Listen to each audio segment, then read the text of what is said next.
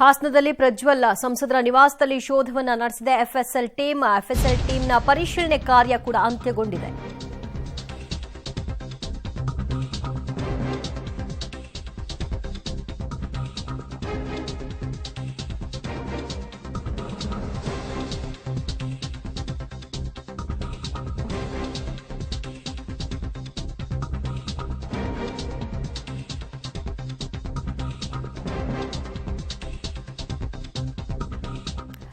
ಹಾಸನದಲ್ಲಿ ಸಂಸದರ ನಿವಾಸದಲ್ಲಿ ಎಫ್ಎಸ್ಎಲ್ ಟೀಮ್ ಪರಿಶೀಲನೆಯನ್ನ ನಡೆಸಿದೆ.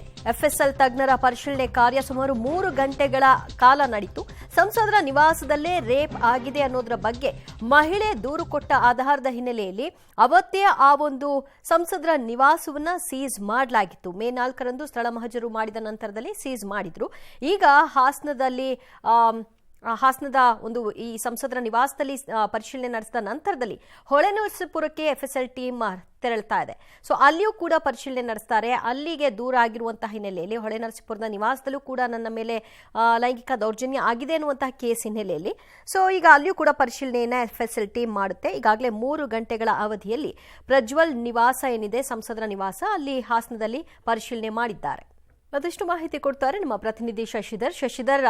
3 ಗಂಟೆಗಳ ಅವಧಿ ಪರಿಶೀಲನೆಯನ್ನ ಮಾಡಿದ್ದಾರೆ. ಸದ್ಯ ಸಂಸದರ ನಿವಾಸದಲ್ಲಿ ಪರಿಶೀಲನೆ ಕಾರ್ಯ ಪೂರ್ಣಗೊಂಡಿದೆ. ಈಗ ಹೊಳೆನರಸೀಪುರಕ್ಕೆ ಹೋಗ್ತಾ ಇದ್ದಾರೆ. ಸೊ ಈ ಸಂದರ್ಭದಲ್ಲಿ ಏನೆಲ್ಲ ಇನ್ಫಾರ್ಮೇಶನ್ ಕಲೆ ಹಾಕಿರಬಹುದು? ರೈಟ್, ಹಾಸನದ ಸಂಸದ ಪ್ರಜ್ವಲ್ ರೇವಣ್ಣ ಅವರ ನಿವಾಸದಲ್ಲೇ ಸಂಸದರ ನಿವಾಸದಲ್ಲೇ ನನ್ನ ಮೇಲೆ ಲೈಂಗಿಕ ದೌರ್ಜನ್ಯ ಅತ್ಯಾಚಾರ ಆಗಿದೆ ಅನ್ನುವಂತಹ ದೂರನ್ನ ಮಹಿಳೆ ಕೊಟ್ಟ ಹಿನ್ನೆಲೆಯಲ್ಲಿ ಸೊ ಅಲ್ಲಿ ಸ್ಥಳ ಮಹಜರನ್ನ ಮಾಡಿದ್ರು ಎಸ್ಐಟಿ ಟೀಮ್. ಆ ನಂತರದಲ್ಲಿ ಅದನ್ನ ಸೀಸ್ ಕೂಡ ಮಾಡ್ಕೊಂಡಿದ್ರು. ಅಲ್ಲಿ ಯಾರು ಕೂಡ ಪ್ರವೇಶ ಹೋಗಬಾರ್ದು ಅನ್ನುವಂಥ ಹಿನ್ನೆಲೆಯಲ್ಲಿ ಪ್ರವೇಶವನ್ನು ನಿರ್ಬಂಧಿಸಲಾಗಿತ್ತು. ಈಗ ಎಫ್ಎಸ್ಎಲ್ ಟೀಮ್ ಕೂಡ ಹೋಗಿ ಅಲ್ಲಿ ಪರಿಶೀಲನೆಯನ್ನು ನಡೆಸಿದೆ. ಅತ್ಯಾಚಾರ ಆಗಿರೋ ಪ್ರಕರಣಕ್ಕೆ ಸಂಬಂಧಪಟ್ಟ ಹಾಗೆ ಅಲ್ಲಿ ಅವರಿಗೆ ಸಿಗಬಹುದಾದಂತಹ ಎವಿಡೆನ್ಸ್ಗಳು ಏನು, ಅದರ ಒಂದಷ್ಟು ಸ್ಯಾಂಪಲ್ಸ್ಗಳನ್ನು ಕಲೆಕ್ಟ್ ಮಾಡಿಕೊಳ್ಳುವಂತಹ ಕೆಲಸವನ್ನ ಈಗ ಎಫ್ಎಸ್ಎಲ್ ಟೀಮ್ ಮಾಡಿದೆ. 3 ಗಂಟೆಗಳ ಕಾಲ ಹಾಸನದ ಸಂಸದರ ನಿವಾಸದಲ್ಲಿ ಪರಿಶೀಲನೆ ನಡೆಸಿದಂತಹ ಎಫ್ಎಸ್ಎಲ್ ಟೀಮ್ ಅಲ್ಲಿಂದ ಈಗ ನಿರ್ಗಮಿಸಿದೆ. ಹೊಳೆನರಸೀಪುರಕ್ಕೆ ಹೋಗಿ ಅಲ್ಲಿಯೂ ಕೂಡ ಪರಿಶೀಲನೆಯನ್ನ ನಡೆಸಲಿದ್ದಾರೆ. ಮತ್ತಷ್ಟು ಮಾಹಿತಿ ಕೊಡ್ತಾರೆ ನಮ್ಮ ಪ್ರತಿನಿಧಿ ಶಶಿಧರ್. ಎಫ್ಎಸ್ಎಲ್ ಟೀಮ್ 3 ಗಂಟೆಗಳ ಅವಧಿಯಲ್ಲಿ ಪರಿಶೀಲನೆ ಮಾಡಿದ್ದಾರೆ. ಸೊ ಏನೆಲ್ಲ ಸ್ಯಾಂಪಲ್ಸ್ನ ಕಲೆಕ್ಟ್ ಮಾಡಿದ್ದಾರೆ?